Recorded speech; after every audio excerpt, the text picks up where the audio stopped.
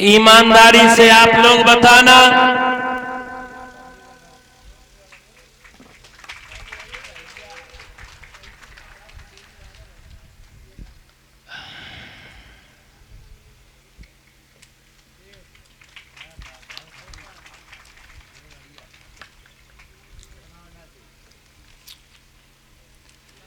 ये यज्ञपति जी उनके राजकुमार हैं श्रीमान सतवीर सिंह जी, और हमारी गाड़ी के ड्राइवर भी हैं, मालिक भी हैं। ये 1001 रुपए का पुरस्कार और ये सम्मान का ये जो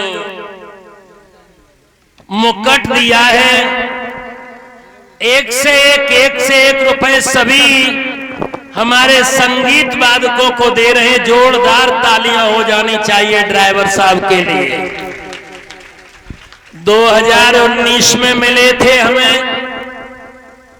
कुछ नहीं आता था। भीड़ देख करके ये लड़का इतना शर्माता था कि 2-4 कथन में मंच पर ही नहीं बैठा। हमने कहा लला जाने लादी बेशरमाई ताने खाई, और जाने करी शर्मता के फूटे। बातें तो बैठे खाओ, बातें ना तो लाते खाओ। अब बंसी वाइप और कछु नहीं, बातें ये गाल बजाएंगे और बस गोविंद के गुण गाएं, अपने आराम से भरेंगे जेबें चले जाएंगे।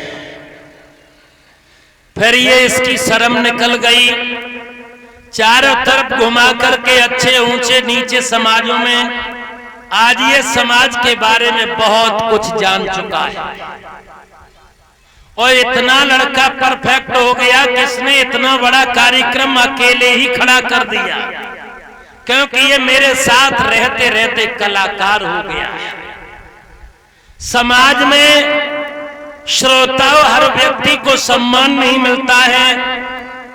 विद्वान हो सकता, धनवान व्यक्ति हो सकता है, लेकिन विद्वान होना बहुत कठिन बात है।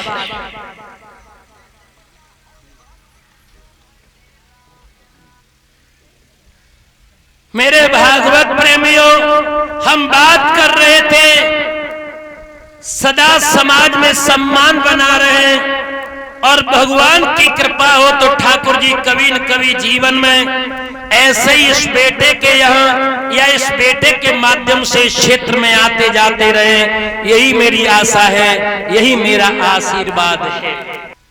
श्रोताओं, युधिष्ठिर ने एक बार झूठ बोला, उनकी छोटी वाली ये अंगुली गल गई, बाकी के विमान में बैठ करके जन्म जन्मांतर से छूट गए।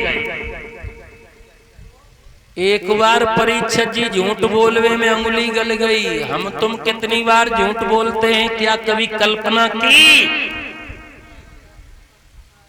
एक दुआ है विद्वानों का कि सांच बराबर तप नहीं और झूठ बराबर पाप। जाके हृदय सांच है ताके हृदय। लेकिन जब कलयुग में ये दोहा अब बदल चुका है। अब क्या दोहा हो गया? झूठ बराबर तप नहीं और सांच बराबर पाप। जो न झूठ बोले दिन में सो मूर्ख को बाप। आज के जमाने में झूठ बोलना एक आम बात हो गई, और जब से ये मोबाइल चले तब से हम नाए बचे। हमसे कहा गया सुबह जल्दी ठंडे में निकल आया करो। अब क्या करे, खाना खा के अंडरग्राउंड में चले गए, फिर नहीं पता चला 12 बज गए। फोन किया कहां पर हो, हमने कहा घुसूपुर आ गए, और उस समय हम निकले ना मैनपुरी। सब लोग झूठ बोलते हैं, सब लोग, लड़का की शादी आए सब ते उदंड लड़का होए तो शादी वाले से का बोलता भैया जो ही पूरो घर समाता है, जो ही पूरो घर इतनो लड़का है होनहार है और 1-1.5 साल के बाद समाधि समझा दिया तो बात दमाद ना मानते। अरे साहब भैंस बेचने बाजार में जाओ, झूठ बोलते हैं, झूठ बोलना जैसे हमारे समाज में आम बात हो गई है। इस बीमारी के लिए हमने दवाई ढूंढ रखी है। कौन सी दवाई है? हर एक व्यक्ति पर मोबाइल है। किन पर मोबाइल नहीं? हाथ खड़ा करना। शायद हमारे परीक्षा जी पर नहीं होगा। हाँ ठीक हुए मत रखो, बड़े रिचार्ज महंगे हैं। और बाकी को लोग सब पे मोबाइल हैं। जब मोबाइल आपका कोई फोन करता है, आपका मोबाइल आए तो आप उसे ऑन करके काट करके सबसे पहले बोलो भैया राधे राधे या भैया जय श्री राम, जो जिसकी इच्छा हो, भोले शंकर, जो बोलना चाहे। हम ये भी नहीं कहते कि आप यही बोले, पूरी बात कर लो, उसके बाद फिर काटते समय बोलो तो ठीक है भैया, बात हो गई, ठीक भैया राधे राधे।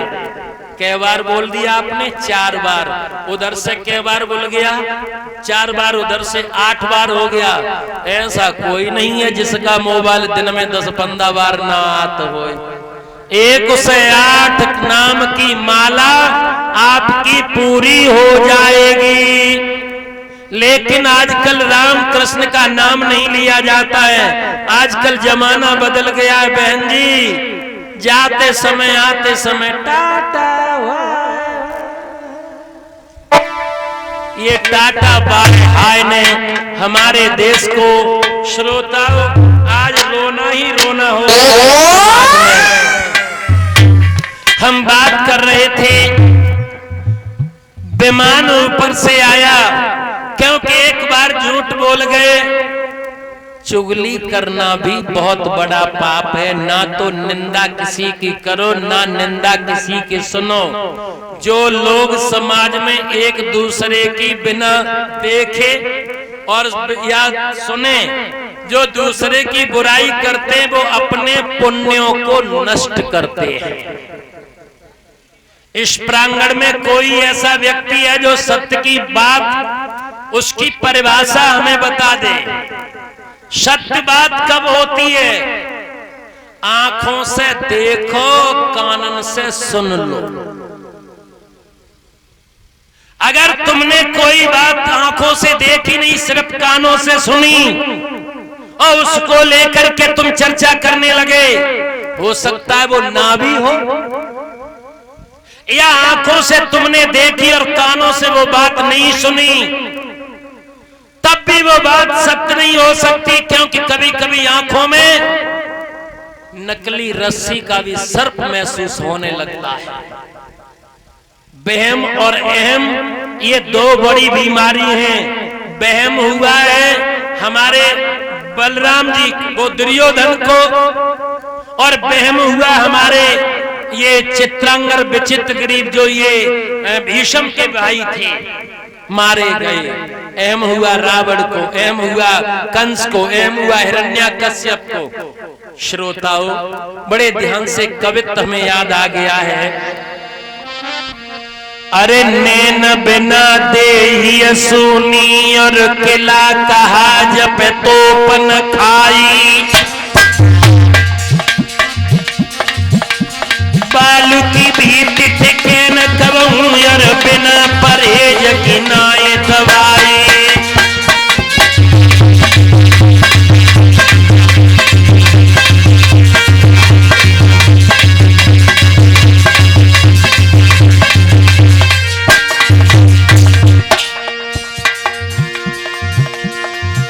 ए बोगर कबहू न पनप सके,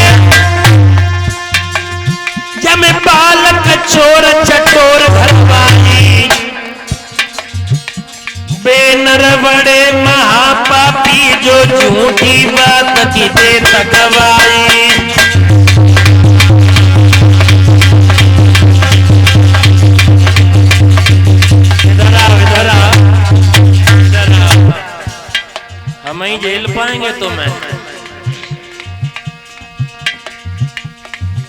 बड़ा अच्छा स्वभाव है, बहुत सरल स्वभाव है, लेकिन गांव के लोग, क्षेत्र के लोग थोड़ा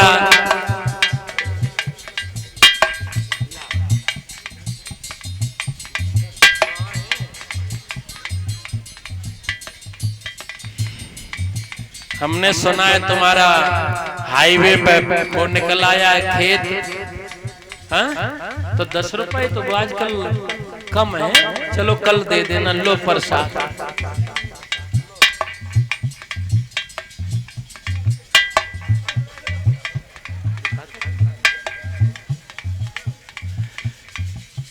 ये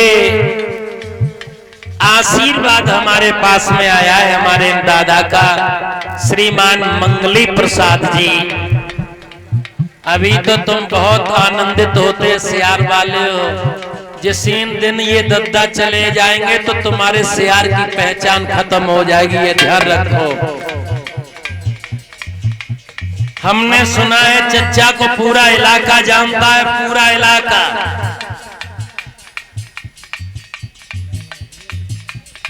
वक्त की बलियारी है, भगवान बचे हुए जीवन में खुशियां ही खुशियां दे, ये जो आशीर्वाद हमें दिया है। अरे वो घर कब उन पनप सके जमे बालक चोर चटोर घरवारी, बेनरवड़े महापापी जो झूठी बात की देता गवाही। इसलिए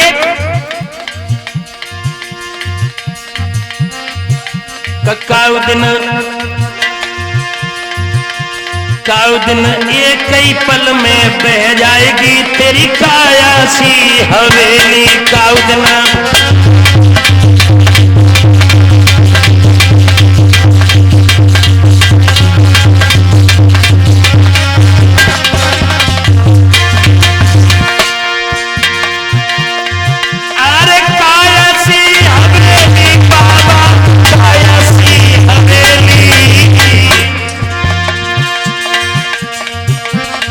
दिन ये कोई पल में ढह जाएगी तेरी काया सी हवेली।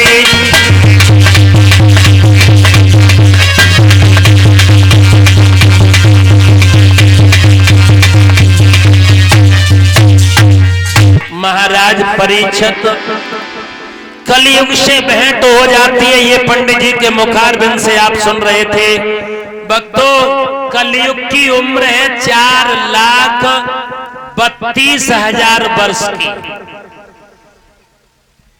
इसके आगे है त्रेता युग, उसकी उम्र है 8 लाख।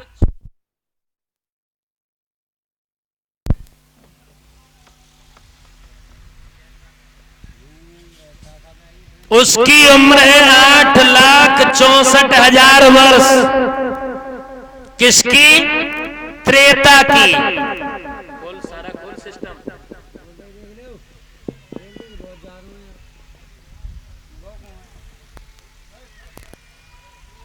और श्रोताओं, त्रेता की उम्र है 12,96,000 वर्ष।